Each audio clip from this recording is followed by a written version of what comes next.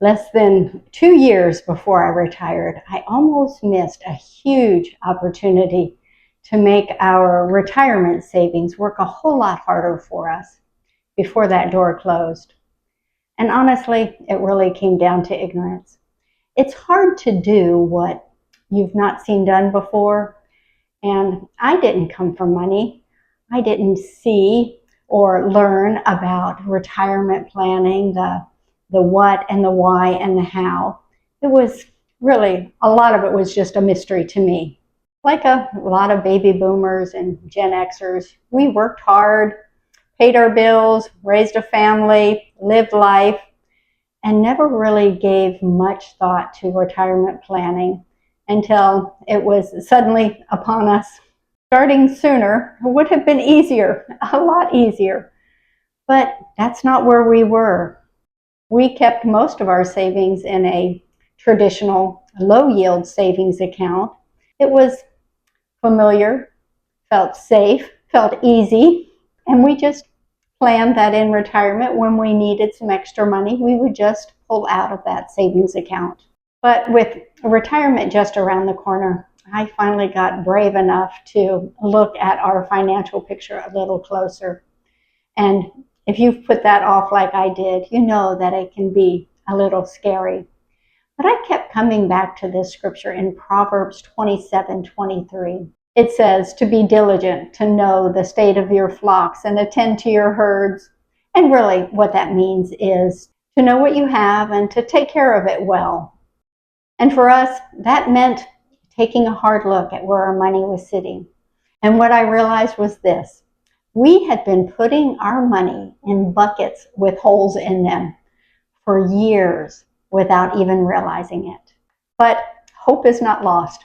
Even at this late stage in the game, there were a couple simple, very significant things that we were able to do to better position ourselves for our retirement years without changing anything in our lifestyle. Hi, I'm Denise, and this is my personal tale of two buckets. And today what we're going to look at is the what are those buckets, the why it really makes a difference, and then the how to make the switch before it's too late. When I started looking at this, it was really a lot simpler than I had thought. Many people heading into retirement have a good part of their savings sitting in a CD, a money market account, or a traditional savings account, which is what we had done. After too many years, I finally saw something that I had missed. Doing our tax returns, that interest earned line on your 1040, I never really paid much attention to that, never questioned that. You just pay your taxes. That's just what you do. But I realized that part of that interest that I was earning on our retirement nest egg, we were paying taxes on that. I started calling that my tax evermore bucket, a place where a little of your money leaks out year after year because it shows up on your 1040 as earned income, and then you pay taxes on that earned income. And once I finally noticed that, my next question was, is there a better bucket? Come to find out there is. It's a tax nevermore bucket, and that's called a Roth IRA account. And there are two main types of Roth accounts. One is a Roth 401k-B that is offered through your employer. And then there's also the Roth IRA for earned income. Knowing that those two buckets exist is one thing, but understanding why it matters, that's another. And I'll be honest, my first thought was, is it really worth all the effort? And it was, and I'll show you why. Because when you begin to zoom out and look more at that long-term picture, well, this became one of the most significant moves that we could make at this stage in our life. So we'll look at two things that play into at least my why. And the second one surprised me. It actually became more important to me personally than the first one. So why number one? You stop the leak. It's the difference between that tax evermore bucket and the tax nevermore bucket. And over time, the numbers really are compelling. And the earlier you fix this, the longer your retirement savings have to benefit from this tax nevermore bucket. So we're going to look at a growth comparison to see, is it really worth it? Now, everyone's financial and tax situation is different. So I'm just keeping this very simple, sharing from my personal experience. It's always good to do your own research, check with a tax professional about your specific situation. This really is just for educational purposes only. So we're going to look at two scenarios. We'll start with $250,000, which is right around where a lot of people entering into retirement are. And then we'll use two different approaches. One is a little more conservative approach, and then one is a little more growth approach. And I'm going to use just rounded numbers to keep this simple and easy to follow. So if you prefer a more conservative approach, we're going to look at that in this first scenario with a high yield savings account. So we're going to start in this tax evermore bucket. And again, this is that high yield savings starting with $250,000. The rate in this account, we're going to look at 4.5%, and we're going to look at it for 15 years. So that amount invested for 15 years, your ending balance in that account would be $483,000 with the total interest earned of $233,000. Now, if you're in a tax bracket of 22%, you'd be paying $51,000 in taxes over that period of time. So your after-tax profit off of that $233,000 interest would be $183,000. Now let's stack that up against a tax nevermore bucket. Same starting amount of $250,000 at that rate of 4.5% for 15 years, with the same ending amount of $483,000 and the total interest earned at $233,000. But this is where it differs. So instead of owing $51,000 in taxes in that traditional high yield savings account, this Roth account, you don't owe any taxes. And so your after-tax profit is going to be $233,000, that whole interest earned. So that difference is $51,000 more in your pocket. Same investment, same rate, same time period, just a different bucket. If you're more comfortable with high growth potential, we're going to look at a more broad market ETF index fund, which historically averages around 10% long term. So in this scenario, our tax evermore bucket with this investment account will still start with the $250,000, but our rate for this is now going to be 10% over that same 15-year period. And our ending balance after 15 years earning 10% is $1,045,000. And the total gains, what you've earned over that 15-year period, is around $795,000.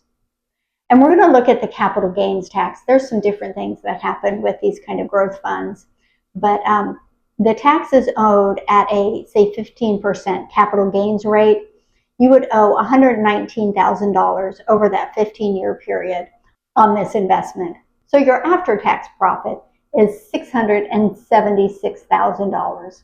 And again, that's just the profit. That's not the principal that you started with, the $250,000. So let's stack this up against our tax nevermore bucket. Same starting amount, $250K, rate of 10% for 15 years. Same ending amount of $1,045,000. Total gains of $795,000. But again, here's where this one really shows up big. The taxes owed on this Roth account is zero.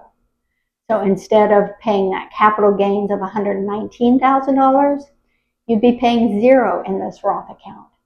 And that after-tax profit is the entire amount, the entire $795,000. That difference, that's $119,000 over 15 years without changing a thing about your lifestyle. Same money, same growth, different bucket. But even with those compelling numbers, there was still something that was holding us back. We thought that money that we would put into a Roth account would not be accessible to us. And that was a big factor, because when you need your savings, you need your savings.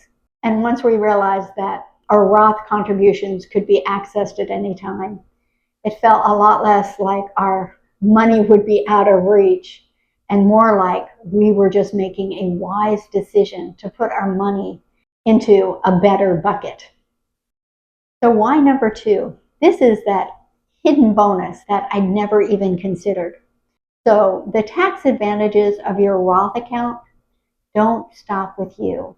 For the surviving spouse that inherits that Roth IRA, it essentially becomes their own Roth IRA with all the same tax benefits that you enjoyed. And for your children or heirs, they essentially step into that tax nevermore bucket for 10 years. After 10 years, they do need to withdraw that money. But we just saw that can be significant growth without that tax drag slowing things down. And realistically, we may use some of that Roth IRA money in our retirement. But just knowing that the surviving spouse will already have everything in the best places, that brings a lot of peace. And just thinking about having more to give to our son or the charities that we care about, just saying that brings a lot of happy to my heart. So now the how. This is where it gets interesting, where it gets real. How we moved our cash savings, a lot of our cash savings, into a Roth account without changing our lifestyle. And to be honest, it felt pretty bold at the time, but we didn't have years and years to figure this out. We were already in our 60s. Now, I'm not saying this is the only way to do this. Financial planner may have much better ideas, but this is what we personally did to move big chunks of money from our tax evermore bucket into our tax nevermore bucket in a very short period of time, while that door was still open to us. So we did 2 things. The first thing we did was I increased my 401k contributions while I was still working. This was our biggest move, and one available to you if your employer offers a 401k. So I increased my 401k contributions considerably, to the point that it replaced most of my income. I know, bold move, but we had a short amount of time to make this happen. So instead of receiving money from my paycheck, that money went into my 401k. Then we replaced that income, that missing income, with money from our savings account, that tax evermore bucket that has the leaks. Nothing about our day-to-day living changed. We still paid our bills. We still lived our life. We just changed where our money went from a tax evermore to a tax nevermore bucket. Next, we maxed out our Roth IRA contributions. And if your spouse isn't working, you can actually make a spousal IRA contribution for them. Again, this did not change our lifestyle at all. We just took the money from our savings account and used that to make these Roth IRA contributions. So this is what that total looks like. A couple that is 50 years or older can contribute up to $78,000 into their Roth accounts from their earned income. That's a big chunk of money to move from that tax evermore to the tax nevermore buckets. And you can do that every year that you're working and that you're earning that much money. Even if you've retired, that door that closes when you stop working, that can stay open if you have a part-time job. You can use that income earned in your part-time job and continue to make those Roth IRA contributions. So if you're still earning income, this door is still open to you. You can move money out of that leaky tax evermore bucket into a solid tax nevermore bucket where it just grows much faster. And you can do all of this without changing your lifestyle, just putting your savings in a different bucket. So that's my tale of two buckets. If this resonated with you, I'd love to hear your comments, where you are in retirement, how things are going for you. Until next time, here's to living our fully alive retirement lives, no matter where we are in this journey.